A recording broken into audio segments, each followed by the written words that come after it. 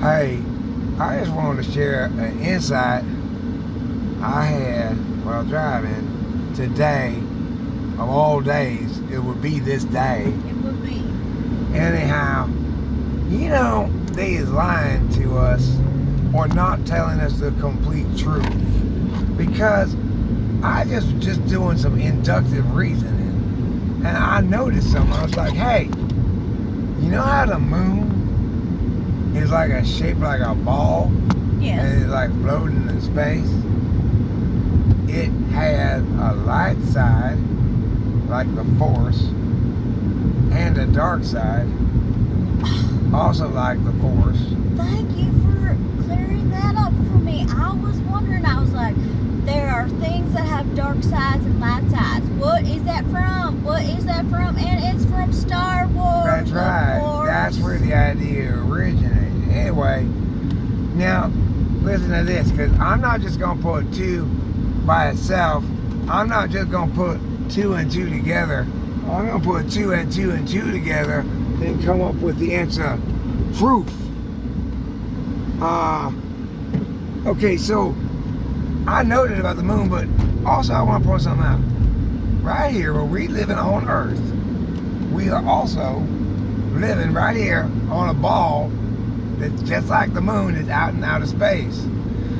And the thing is this, right now, even though it seems like the Earth is all lit up, on the other side, like where China is or something, it's dark right now. It's dark as pitch. It's the middle of the night dark. I shit you Somewhere not. over by China, it is like that. I shit you not. So we're talking about two things now. I got the moon. It's a ball. It's in space. It has a dark side. The Earth, it's a ball. It's in space. It has a dark side. The sun is a ball in space. It has a dark side too, obviously. Obviously. The thing is, why don't we ever hear him talking about the dark side of the sun? Do you know why? Why? Well, I don't know for sure. I can't prove this yet, okay? But it's because it's all tied together. You know how they're trying to tell us about these so-called flightless birds, right? Yes, I've heard of the flightless birds. It's a lie. The term is an oxymoron. The Bible tells us all things that fly are birds. All birds fly, and never shall anything that flies not be a bird until they invent airplanes. Genesis 02445. And the thing is, yet we're told there are these large giant birds, even though they're super big.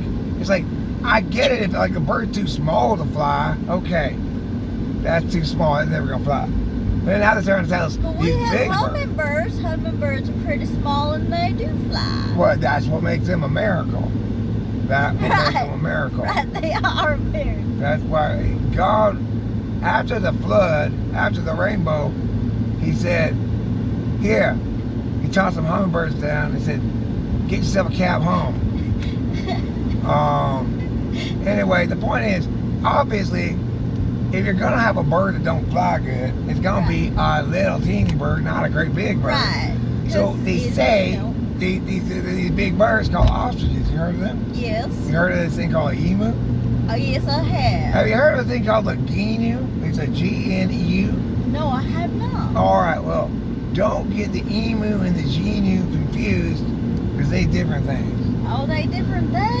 But I looked into it. It turns out these ostriches, these emus, they really genuinely is big, large birds. Oh.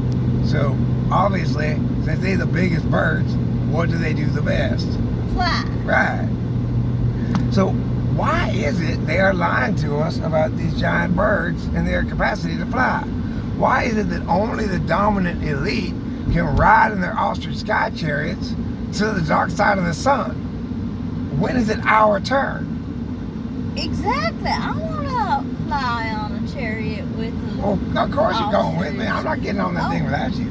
Thank you. You know I get ostrich sky chariot sick. Oh, yes. I do too a little bit. Yeah, well, It helps when you rub my back of my head like that. You know how Okay, you so do. I'll do Like, you know, that. like that. Yes. Yeah, you know, like that. Oh. Yeah. All right. Well, we just want to share that with you.